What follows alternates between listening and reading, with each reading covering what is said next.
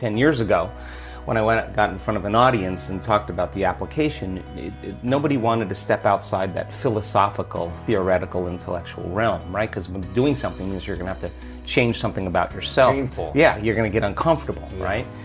And I think we're in an age of information, and in an age of information, ignorance is a choice. And because of technology, we have access to so much content, and information creates awareness.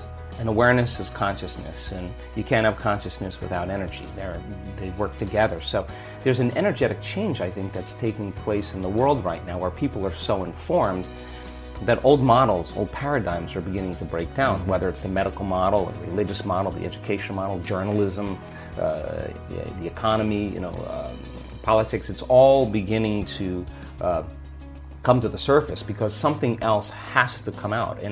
And I think that one of the things that people are realizing is that you don't have to be a Buddhist monk to do this, or a nun with 40 years of devotion.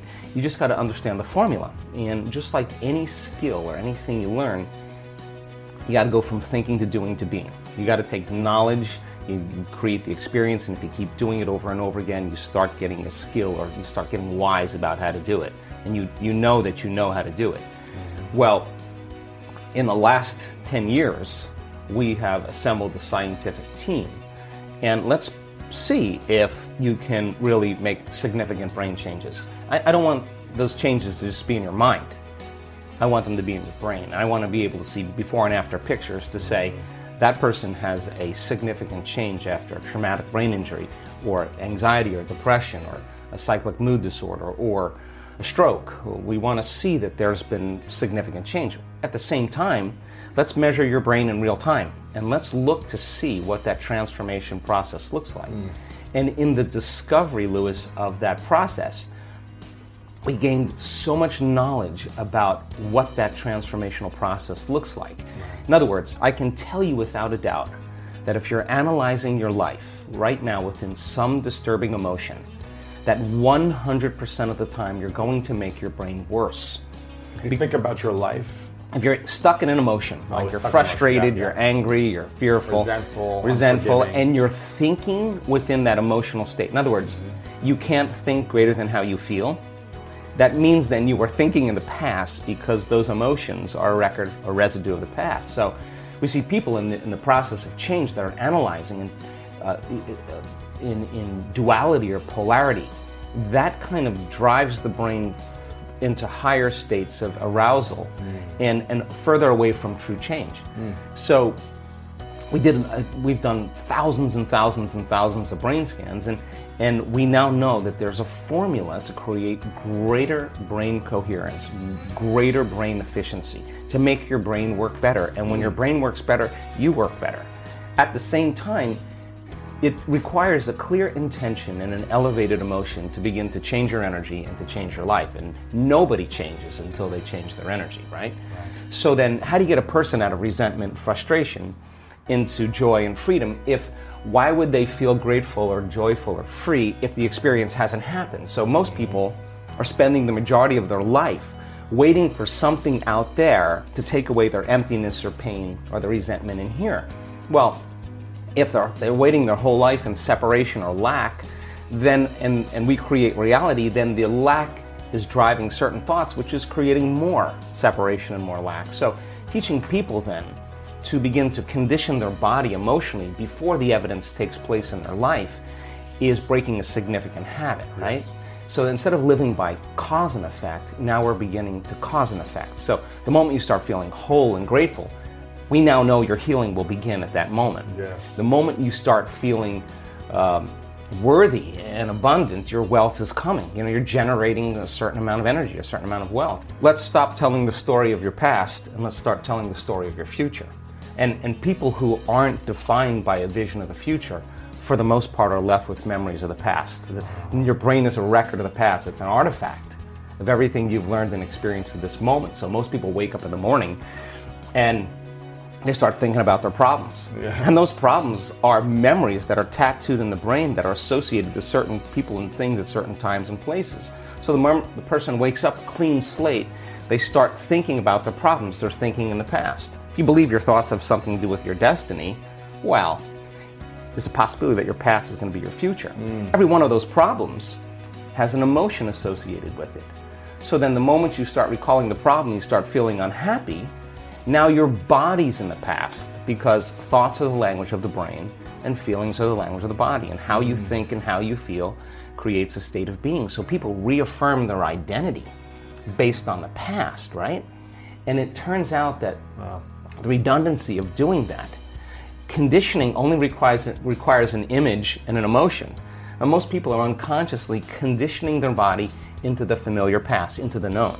So now if you're in the familiar past and in the known, you're going to crave the predictable future, right? That's the known as well. And there's only one place where the unknown exists, and that's the eternal present moment. That's the sweet spot of the generous present moment. So you gotta labor to get that person beyond the emotions that keep them tacked or anchored to the past.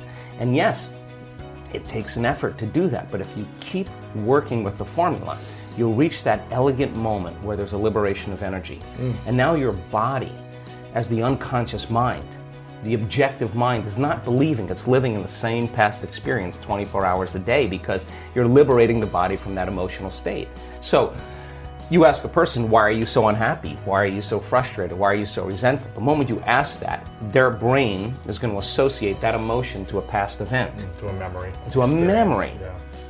That's because they have nothing to look forward to in their future. So if you're not being defined by a vision of the future, it just means to me that you're more in love with your past than you are with the future. So how do you teach people to believe in a future that they can't see or experience with their senses yet, but they've thought about enough times in their mind that their brain is literally changed to look like the event has already occurred? The latest research in neuroscience says that's absolutely possible.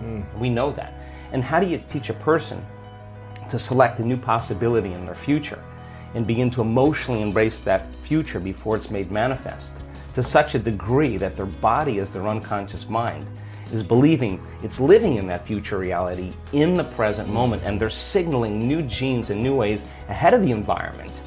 Now, till their body begins to change to look like the event has already occurred. We've proven that that's possible. So your body is believing it's living in that future reality in the present moment. Now think about this. The stronger the emotion you feel from some condition in your life, the more altered you feel inside of you, the more you narrow your focus on the cause, and the brain freezes an image and takes a snapshot. And that memory now is embossed in the brain. It's branded in there.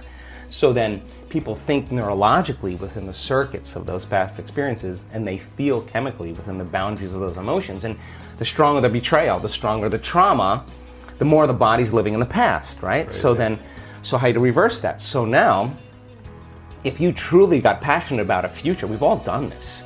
You get a wild idea in your mind and you start holding on to that vision and you're preoccupied with it. All of a sudden, the thought in your mind becomes the experience, and you start feeling the energy of the future. Yeah. Now, the stronger the emotion you feel from that vision, the more you're going to pay attention to the picture in your mind, and now you're remembering your future. So it requires a coherent brain. And we now know that there's a formula for that, and we've got beautiful research to show that people can do it. They just have to practice. And it requires a coherent heart, because resentment, frustration, impatience creates a very incoherent heart. And when that heart becomes incoherent, you stop trusting yourself. There's no energy there. You stop trusting in your future. So then, if there's physical evidence in your brain and body, physical evidence to look like the event has already occurred, it's quite possible you'll be thinking neurologically within the circuits of your future, and you'll begin to feel chemically within the boundaries of that emotion of your future. And how you think and how you feel is your state of being. And now your state of being is living in the future instead of the past. Now, the moment you disconnect from the emotion of your future because of traffic or some coworker or your ex or whatever people come up with, now you're back to the energy of your past. And now you're going to start looking for it, analyzing, why hasn't it happened? Well, if you're feeling the emotion of your future, why would you look for it? Because you would feel like it already happened, and that is the place where the magic happens. So then you can't just do this, get up, and then return back to your old state of being. You got to maintain that modified state of mind and body. I mean, we all take blows in our lives, and we all react emotionally. But the question is, how long are you going to react? Right. So then, if you can't mediate and regulate your emotional reactions, and those emotions linger for days, that's Years for some people. mood, and then months, temperament, years, personality trait. So then the person's personality is literally based on the past. But they don't Crazy. know that because they're doing it over and over again, and it becomes a subconscious program. So now, if it requires a coherent brain and a coherent heart, then we have to train people how to self-regulate. So we've done thousands and thousands of measurements. We've partnered with the Heart Math Institute to teach people how to create and sustain heart coherence. How do we do it? Well, it just requires getting still, closing your eyes, putting your attention on your heart, changing your breath so that you move into the present moment. And when you slow your breathing down, you slow your brainwaves down. When you slow your brainwaves down, now you're accessing your autonomic nervous system. So then you train a person how to open their heart and feel an elevated emotion. And it takes a little practice. And just like a flower that takes time to bloom, it takes a little bit of time. But if you work in trading the resentment, the frustration, or the impatience for gratitude, appreciation, and thankfulness, and you keep at it, there'll come a moment where that system switches on, and now you're feeling grateful for no reason at all. Now, that's not a bad thing, because gratitude, the emotional signature of gratitude, means something's happening to you, something has happened to you, you're receiving something, or you just received something. So your body then, when you're feeling gratitude, is in the perfect state of receiving. So then that means then you'll accept, believe, and surrender to the thoughts equal to the emotional state of gratitude. We are continuing with our daily practice of completing the inspiring quotes. I hope you enjoyed this amazing speech by Joe Dispenza and you will apply the knowledge given here to make great changes in your life. In the previous video we were looking for 2 words of Joe Dispenza's quote. The quote goes like this: where you place your attention is where you place. The correct answer is your energy. So, where you place your attention is where you place your energy. Congratulations to everyone with the correct answer. This one wasn't so easy, but since I know you love Joe Dispenza, today's quote is also from Joe Dispenza. We are looking for 2 words. So the quote goes like this: keep your mind clear, master the next moment, and ultimately you'll... Write your answers in the comments below the video and tell me if you love this video. If you love this video, give your thumbs up and share it with your friends. Even if you're not sure what the correct answer is, try and guess. The first one with the correct answer is the winner, so don't forget to subscribe and hit that bell button and don't miss any of new videos and new challenges. If you found this video helpful, share it with your friends, help me make it more popular. If you really like what we do here and want to support us, you can join our channel and our community for a symbolic fee and gain many other additional features. You can do that by clicking the join button next to the subscribe button, or you can click the link in the description of this video. Stay good and have a great day!